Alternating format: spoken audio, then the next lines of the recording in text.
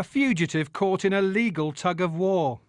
More than 70 MPs and peers, mostly Labour, are calling on Sajid Javid to ensure Julian Assange is extradited to Sweden to face a rape allegation.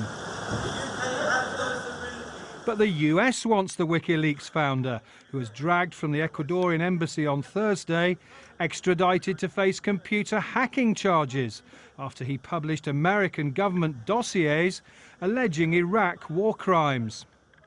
The MPs who've written to the Home Secretary claim the rape allegation, which Mr Assange denies, is more urgent because it expires in August next year. We do not presume guilt, of course, but we believe due process should be followed and the complainant should see justice be done. What we know, those of us who have worked with survivors of sexual assault, is that any man can perpetrate a sexual crime and that they shouldn't be given special treatment if they are famous for another reason. Jeremy Corbyn, attending Labour's Welsh conference, wants the government to block Mr Assange's extradition to the US.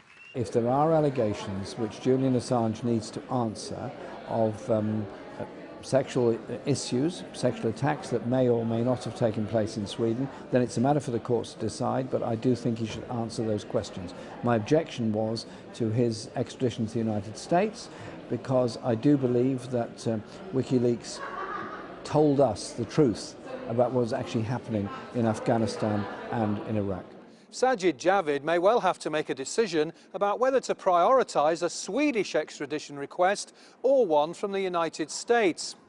In doing so, he consider first of all when a warrant was issued, and secondly, the relative seriousness of the alleged crime.